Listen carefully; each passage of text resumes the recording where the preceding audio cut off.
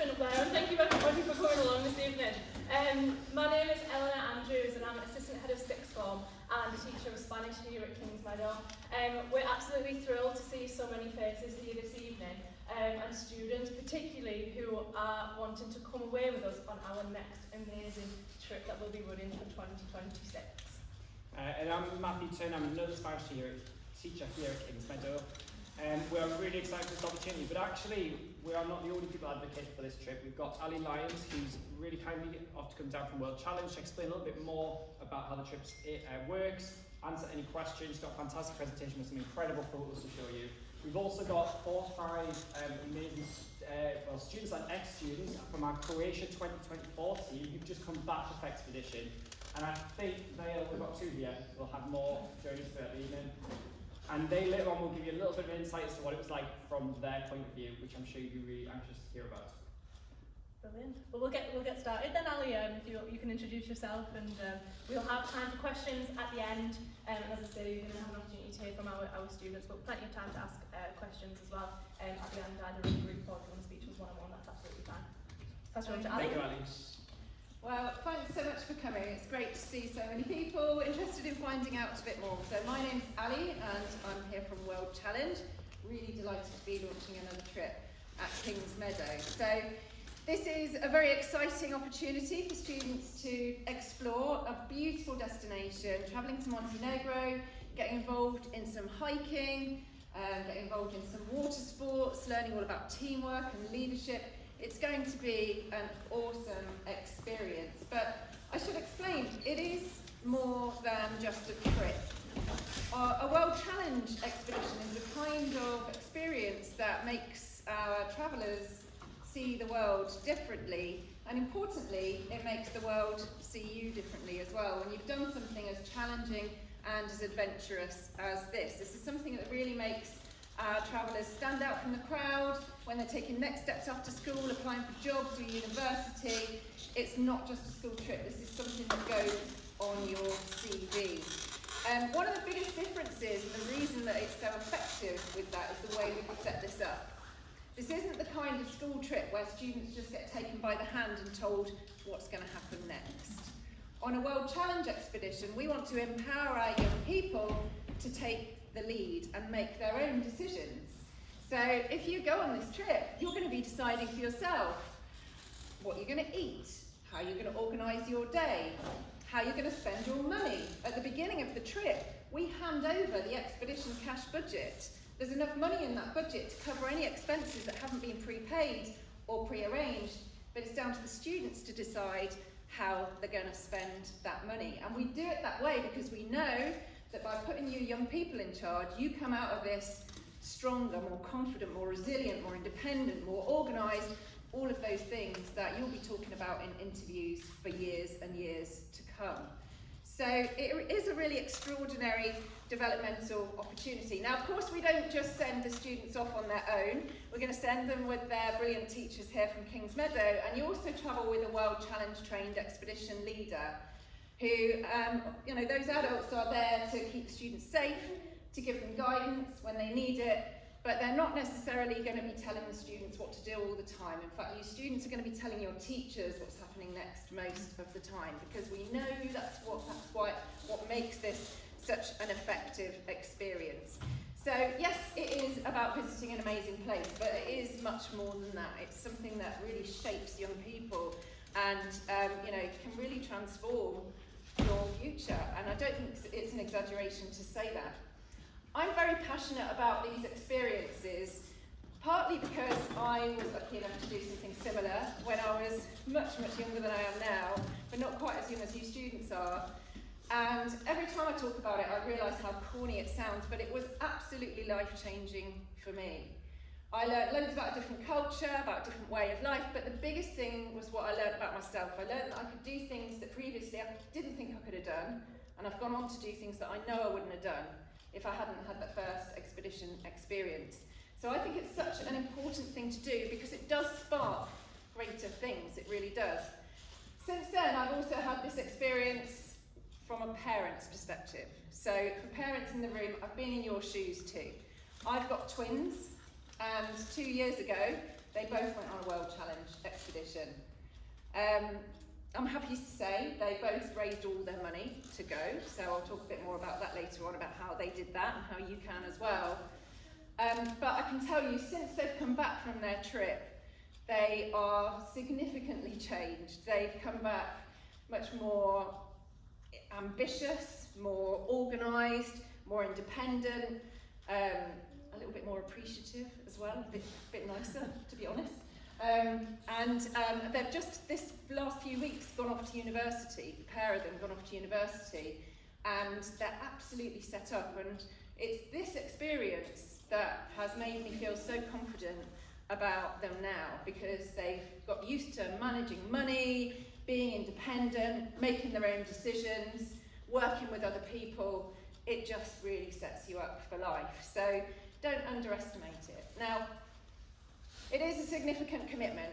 I do understand that. I had two at the same time in the same house. So I do understand, you know, it's the cost of the trip.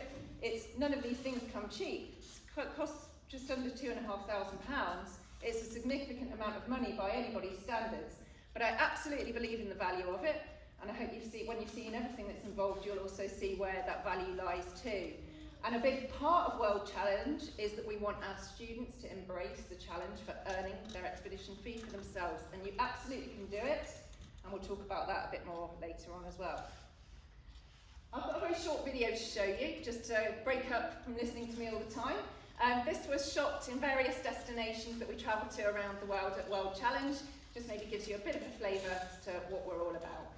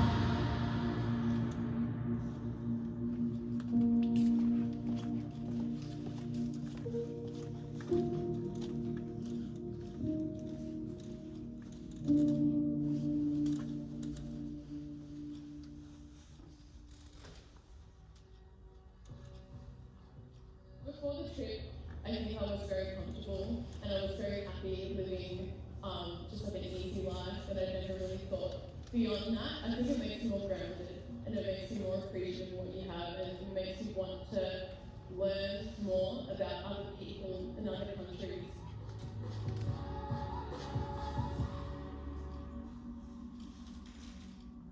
I talked to a friend who had gone to Ecuador, and I was kind of skeptical, and she pushed me to do it. I was like, was it just a lot of camping? She said, no, like, I learned so much, changed so much, experienced so much, and that was kind of what made me realize it was something I wanted to do. I mean, you're going to be able to meet people, and you're going to learn so much about yourself. You're going to see things that you never ever thought you would. One of the best experiences ever. Never been a part of anything quite like it. As a student, as a teacher, as an adult, it was just mind-blowing. Just it's amazing. I didn't know what I was going to expect, but it was just amazing. I just don't know how to describe it, to be honest.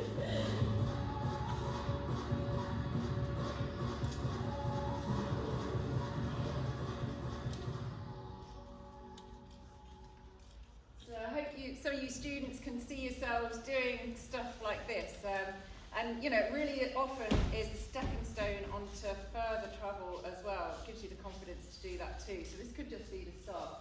We have been doing this for a long time at World Challenge. We've been going over 35 years, and in that time we've sent more than 150,000 young people off all over the world on these great adventures. We're known in the business to have the very best learning outcomes, to offer the very best industry-leading safety and backup, and the best financial protection as well. So you are in very good hands. We absolutely know what we're doing. So this particular expedition, it's a 10-night trip to Montenegro, heading out in July 2026, which I'm sure probably feels a lifetime away to students, especially at the moment, but believe me, it's going to fly by and you'll be on that plane before you know it. And you've got such an exciting itinerary to look forward to. We're looking for a team of 12 or more to take part, and it's going to be an extraordinary adventure, that's for sure. So I really hope there's going to be a bunch of you that want to get involved in it and will want to apply to be part of this amazing team. I think your teachers will have shared the itinerary with you already, but I'll just whiz through to just explain what you can look forward to on this trip. So the team are going to fly to Dubrovnik in Croatia and then cross the border into Montenegro to Podgorica, I think they say. It's a very small, very pretty city. It's very easy to explore, surrounded by this turquoise river. And you've got a bit of time to go and explore and enjoy that.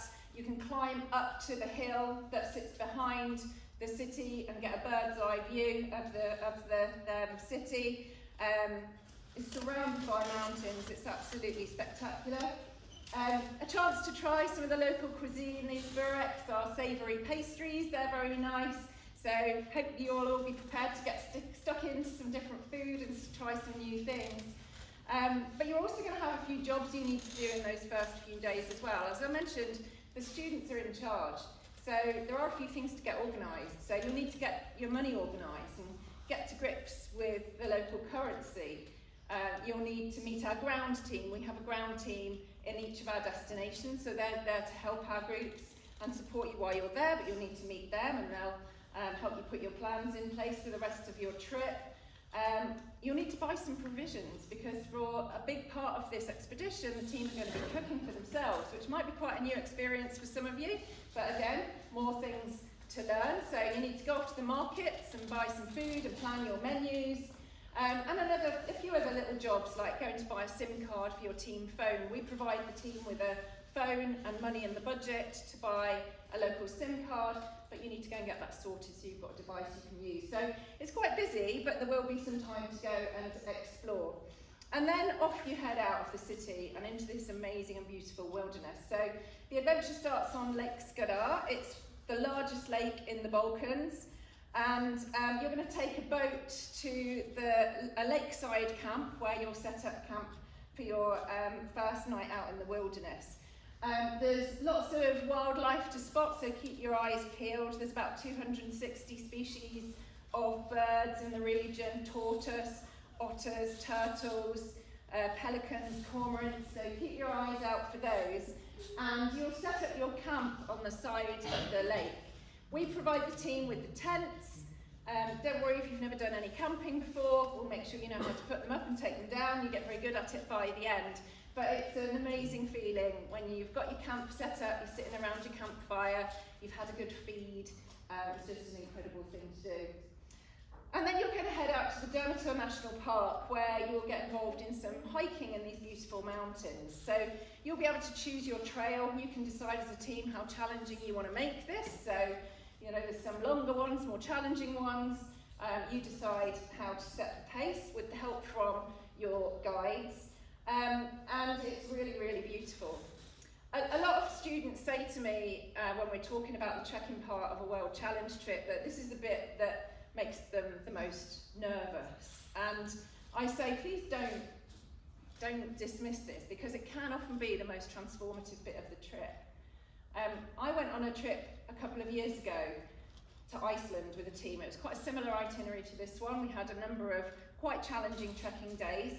And there's one particular girl on the team who was really nervous about it and really lacked confidence. And she came up to me on the morning of our biggest trek day and said, Ali, I don't think I can do this. I don't think I'm fit enough. And she was really in a bit of a state. And we sat down and we talked it through, and the whole team got behind her. We took it a step at a time, and we all made it to the top of this volcano in Iceland, and it was amazing. It was so beautiful and spectacular. And she came up to me at the top and she said, I can't believe I did that. I didn't think I could do it, and I did it, and now I feel like I can do anything. And that girl, she messaged me last summer to let me know that she'd applied for and got a place at university to train to be a paramedic, and she attributes having the confidence to go for that by that one trek day. So don't underestimate the power of these experiences. This is much more than just going for a bit of a walk with your mates. This is something that can really transform yourself, what you choose to do with your life in the future, how you see yourself and what you think you can achieve. You're going to take it in turns to lead the team, so every day there'll be a different student leader, and you need to work together, support each other, and it's a fantastic feeling when you've reached the end of your trek, you've reached your goal, you've worked together to get there. You've then also got an option to go, you can go rafting on the Tara River. So this is a really beautiful canyon. It's one of the deepest canyons in Europe, and you can go bombing down there on your little rubber boat, which is a pretty exciting activity, a really great fun. We've got some fantastic instructors and providers out there to be able to run that activity safely. So you can go and do that before you head off to the coast to this very pretty town of Budvar. So when you're there, it's up to you how you spend your time. You know, as I say, you're in charge, so you might decide you want to go and do some sightseeing, or you might take this opportunity just to chill out a bit and relax and reflect on all the things that you've done so far. But it's a really, really beautiful place to go and spend some time, plenty to go and see, more food to go and try. For sure, it's a really nice part of the country to visit. And then finally, you've got one final challenge in the Lossan National Park, where you get to go for a summit. So you're going to climb one of the mountains in the region. So it's a great end to the trip. It kind of, you know, everything all comes together with this one big summit day, and you'll all get there to the top as a team. And when you get there, you can see as far as Albania. It's really, really beautiful and fantastic views. A bit more time at the end in Kotor to go and experience some of the culture in that area. A few different activities that you can do there, but we're including the kayaking activity, so you're going to head back out onto the water and get a chance to go and see the scenery from a bit of a different angle. There's beaches as well, so you can go and chill on the beach at the end. Undoubtedly, you'll want to have a final sort of celebratory slap-up meal before you head home with all of those amazing memories. So it's a pretty busy 10 days, pretty action-packed, and something that you'll never forget, for sure. As I mentioned, we do this a lot at World Challenge. We send a lot of young people off on our trips every year, and it's important for us that we do things right, and that our experiences are positive, not just for our travellers, but also for the communities that we're visiting and for the planet as a whole. So we partner with a number of organisations to make sure that we're doing things in a responsible and sustainable way. So organisations like Wild Animal Protection, Travellers Against Plastic, and more recently we've adopted a nature-based approach to climate action, where we're investing in reforestation initiatives around the world, replanting mangroves and forests to mitigate our carbon footprint. So that's something really important to us, and students will hear a lot more about that as you go through the programme. And there is a full programme in place to help you get ready. So don't worry if you've never done anything like this before. You will be confident by the time you get on your plane. We're all geared up to help you to get there. So once we've got our team established, we'll have a discovery meeting to kick things off. We run that online with one of our facilitators who goes through what's ahead, make sure everybody knows how you're going to need to prepare.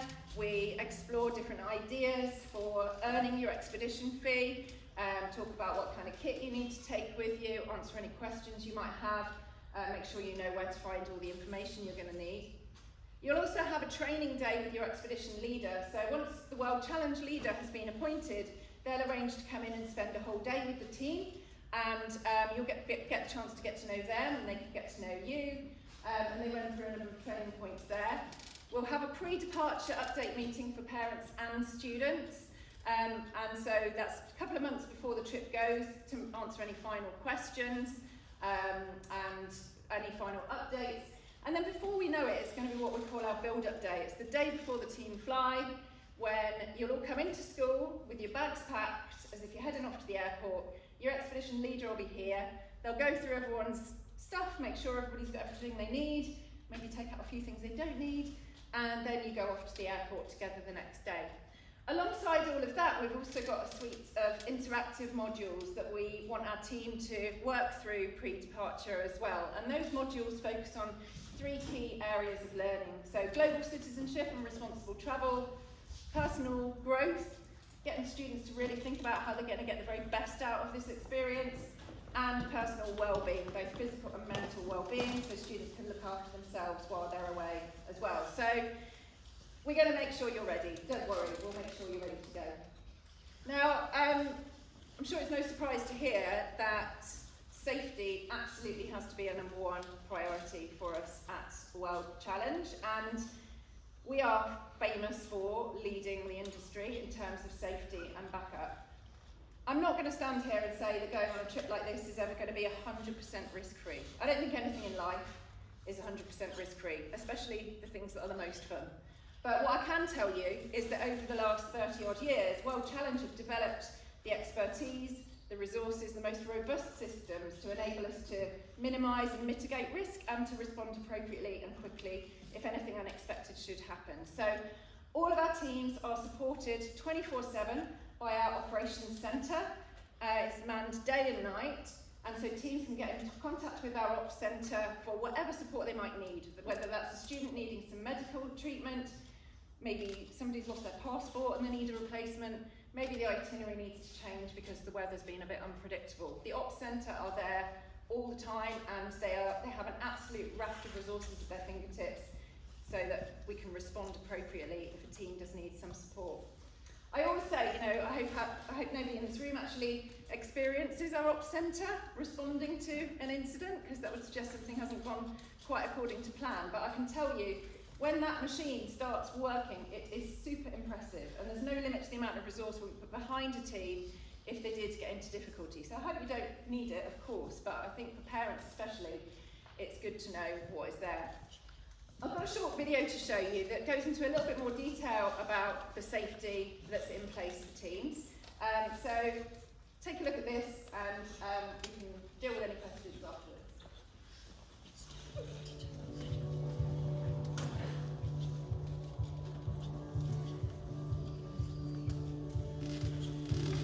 A work challenge trip is not like any other school trip. The nature of the trips is very different also because of the locations. So we're in the developing world. It could be in Malaysia, Mozambique, Myanmar, Mongolia, or anywhere else.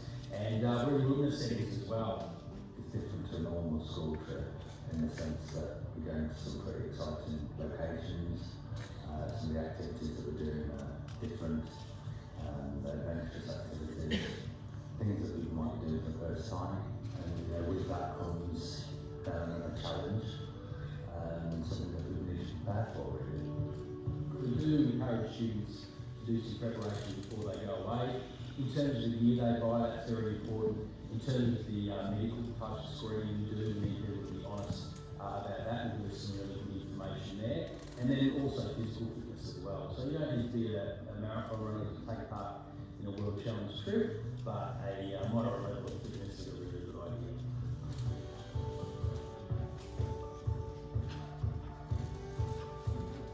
Safety and support really is critical. Without a doubt, World Challenge sets the same. And it's because of our 30 years of experience, 130,000 young people we've sent away, and we've managed to develop a really tried and tested state-of-the-art safety network. For a start, you have very experienced World Challenge leader with you. We had a fantastic leader. And then he also then has the backup of the ops room. It's manned 24 hours a day, 7 days a week, every day of the year.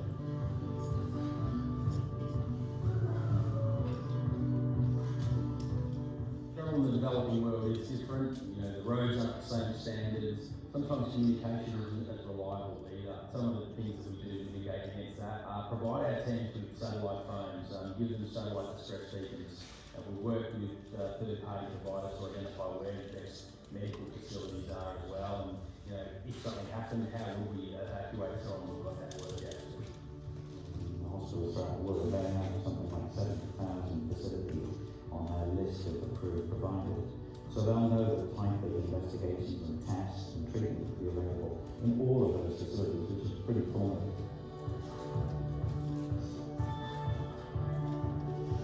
When I was introduced to the World Challenge, to me, from all of the programs I've seen, and I've seen a lot, World Challenge is head and heels above the others. We have teams departing from 22 different countries and travelling to over 40 destinations. So you might have a satellite phone, you might also have a tracking device. In fact, you have the ability to track teams live in the field.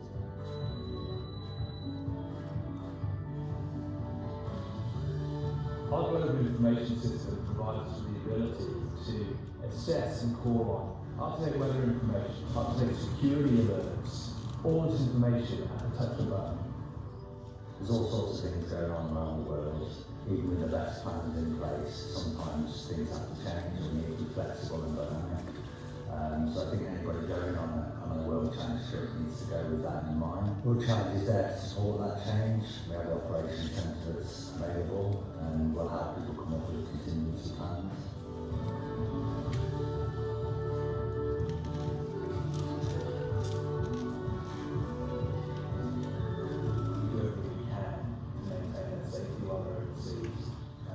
We take that responsibility very, very seriously.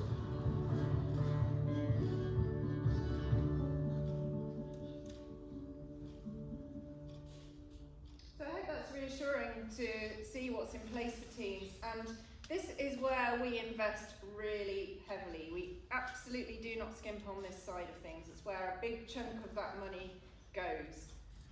So on the subject of money, let's cover off what's included and maybe more importantly what's not included in the expedition fee. So basically from the moment students get on the plane to the moment they get off it, everything's in, all your food, accommodation, your transport, your flights, your leader, very comprehensive insurance, the operations centre support, Greek kit, tent stoves and all of those things, they're all in. The only things excluded is the short list in yellow at the bottom, so I'll run through that so nobody gets any nasty surprises. So the good news is the first thing on my list, vaccinations and visas. If you're travelling on a British passport to Montenegro, you don't need a visa, so that's something you don't need to worry about. And the vaccinations are probably quite minimal compared to a lot of our destinations too.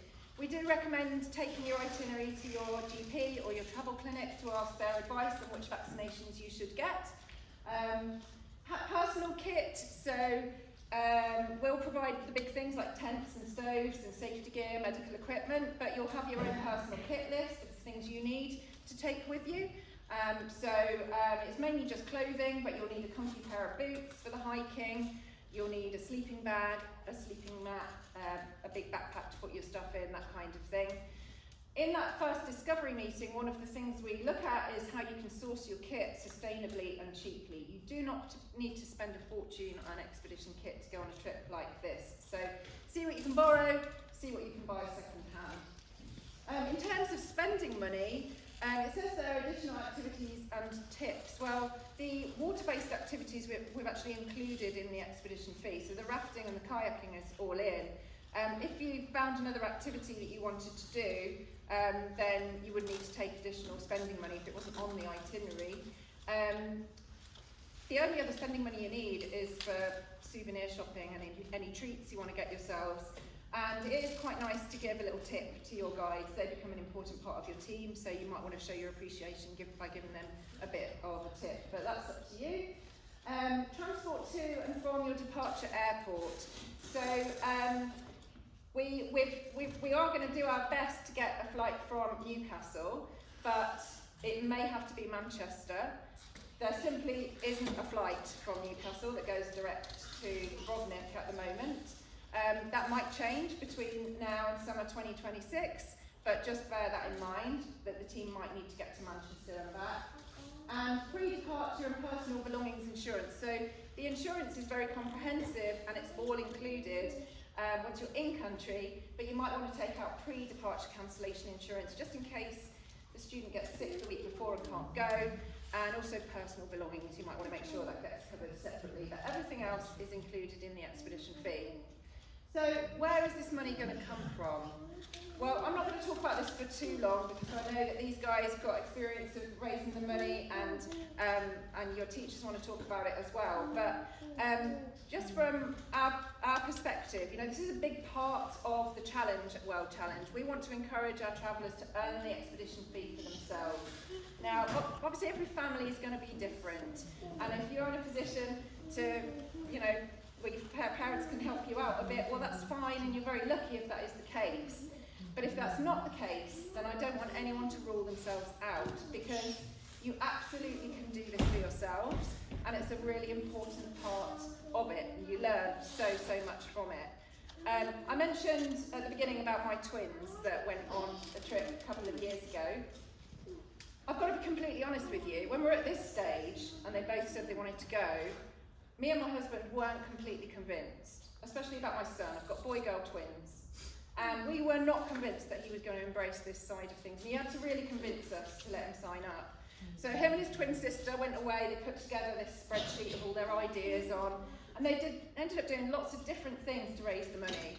They were quite young when they signed up. They got paper rounds because they weren't old enough to get better part-time jobs. They put that money in every week. They baked cakes, they washed cars, they used easy fundraising, they asked local businesses for prizes, and they had a big raffle. As a team, they organised a big race night, and that raised a big chunk of it. They sold things they didn't want anymore on eBay, car boot sales, all kinds of things. So this spreadsheet that they came up with right at the beginning had all these ideas on, and me and my husband thought, okay, let's give them a go, let's give them a chance. And they did it. Like their spreadsheet changed and evolved over time, and they tweaked it and changed it, and some things worked better than they expected and other things not so much. But they got there. They raised all of their own money, which not only was a big relief for us, but the biggest thing, to be honest, is how it changed them. It really taught them a sense of value of money, a sense of responsibility, of reliability. As I mentioned, they've just both gone off to university now. They're managing their own student finance, and they are set up to do it because of this experience. So for me, before they'd even got on the plane, you know, I was really delighted with what they'd learned, let alone what they learned when they actually got out on their expedition. And just imagine what all this says about you, you know, when you can say to in your interview for your dream job or university place or apprenticeship or whatever it might be, and you can say, yeah, I made all the money for this trip, and I met the challenge of hiking and learned all about teamwork skills, leadership skills, financial management. It just says so much about you. So I really hope there's going to be a bunch of you that want to get involved. I think I've covered pretty much everything that I wanted to. I think Mr. Turner and Miss Andrews are going to cover what happens next and how to sign up. Is there anything else you want me to? Oh, that's perfect. We'll keep you around for the Yeah, of course. So we wanted to share with you our students' experience. So we've got Philippa, Finn, Lily and Nathan here this evening. Some who are current students are in year 13, some who have left, one who's enrolled with us as a new member of staff. And I'd like them to share with you their experiences of their trip with us to Croatia this summer. It was something that we built up over about a year and a half. So we've got a little bit longer this time with this trip in terms of fundraising time, which was a deliberate choice from Matthew and I, but we really wanted to bring some students along with us today to help share these experiences. So they're going to share with you why they wanted to come on the trip and also what their favourite part about the trip was. So we'll invite you to the front, you guys, and move to the side. yeah, we'll let you take the chair. Thank you so much. Hi, my name's Philippa. So I first joined this trip in 2023. I was in year 13. I initially wasn't on the trip, it was a last minute thing, but I really enjoyed it when I got onto that. The reason why I joined it, I think it's just a new experience, and I'm glad that I took it because now I have the independence to go book my own holiday, and then go to a different country. Like, I understand the procedures of going to the airport, getting there and getting back, and it's just made me more confident in doing that. The best, what's my favourite part? My favourite part of the trip, I think it was definitely the kayaking. We went down a waterfall, like a mini waterfall, obviously, because I would pretend. So we went down a waterfall in a kayak. That was really fun, and I just really enjoyed it with everyone. I'm Finn. I joined in 2023, same time as it started. So I had the whole 18 months to start the fundraising, and that was the best bit. To be fair, having all that time to start the fundraising. I joined simply because it was a new experience, something new to do, something fun, and I think my favourite part has to be probably the mountain hut we stayed in. That was good. A bed for one night instead of sleeping on the ground in a tent. Can you explain to us where the mountain hut was and what we had to do to get there? Yeah, so it's halfway up the mountain, to be honest with you. So I think it's 700 meters elevation. So I had to hike there with all our backpacks, all our tents. Well, actually, we left our tents at the bottom.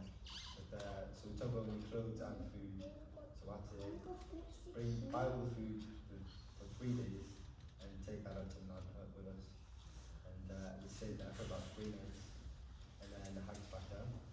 So that was really good. My name is Lily. I really wanted to join the trip because I really want to travel the world, and I thought this was a really good place to start because there's enough support where you know where you're going, what you're doing, but you're also quite independent, so you're not leaning on anybody too much, and you kind of learn in your own way.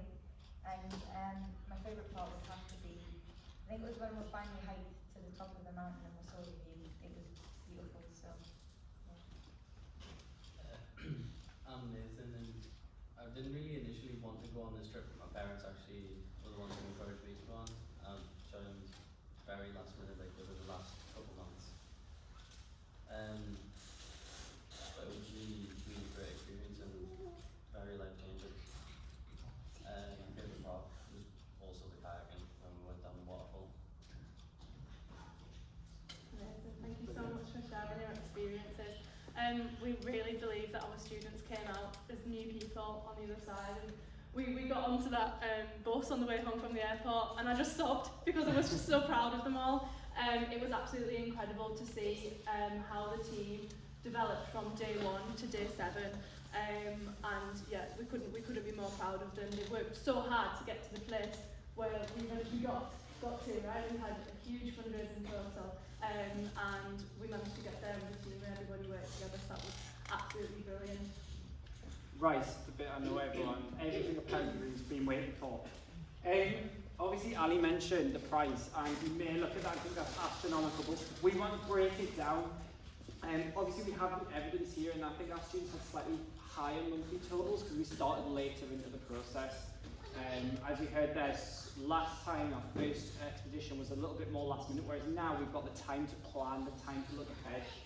So the way it breaks down is to about £157 a month that students would fundraise. So the initial deposit, once we've got our team together, it'll be over a month, because we want to make sure there's at least a payday just in case the students are unable to fundraise it at the beginning, to pay the £150 deposit, but then after that it's going to be about a similar amount. Now in the school, we obviously have 1,000 people come in and out of our doors every single day. That is a fantastic opportunity to fundraise outside of your social circle, which is what we want to do as much as possible to utilise different social circles to get money from different people. So in school, any fundraising we do has to go into the team pot, which we split at the end. The way we work that out is we're aiming for £300 for the team that we would fundraise in school. If we hit that jackpot of £300, that means that by January 2026, a good 5-6 months before the trip, the money will be all paid off. If we don't quite make it, then there will be a smaller payment, nowhere near the £157 a month for the last 2 months. And if we get higher than that, we can let you know ahead of time. Hey, the team worked really hard in school. We've got way more money. Actually, the instalments might be a bit lower towards the end because we can actually release the team pot earlier and share that. So I think it's really important that we break it down into that, what is our monthly target. And if we stick to that, then we're going to be able to hit this swing absolutely no bother. I was sat here about 12 years ago, very similar, in a different school. And 10 years ago, I was on my trip as a student, and I managed to fundraise all of my money. My trip was £4,000. I managed to raise every single penny. Not one of those pennies came from my parents. And I think for me, that's part of what's given me the confidence to be here as a teacher now today. So it completely changed my life. And I watched in July, it completely changed 11 lives of students who we took last year. So we have so many ideas for you to make this money, okay? As Sarah said, and as the students have said, this fundraising can be done, okay? And it actually is, as Finn said, a really exciting opportunity. Now, you'll receive a letter with all of these ideas on, but you guys will know that I've stood there with these students for the past year and a half, selling ice lollies, selling donuts, selling sweets every single break time, lunchtime that we possibly could, right? Flogging everything that we could to students in the school because they are an absolutely amazing opportunity for us to fundraise for. We're going to be kicking our fundraising off with a Halloween party, which is something that we began last year. And it's going to be a Year 7 Halloween party, and it fundraised so much money last year, okay, which we were able to split amongst the team, and this is what would be going into the team pot to reduce your final payments, right, which we're aiming for £300 each for. It can be higher, of course it can be. So we will be showing the students how to run this first event, this Halloween party, which is going to be in the final week of this half term on the Thursday of the last week in the half term. And we are asking if you are interested in coming, if you are on the team, because we, as I'll say, we'll talk about the application process in a second, but if you are on the team by then, we want you to get involved. We want you to demonstrate that team player in you to come along to that fundraising, that first fundraising event, because we'll then pass the reins on to you to say, right, you're doing the Christmas one, you're doing the Christmas disco, you're doing the parents' wine and cheese night, whatever they want to do, okay? They will organise.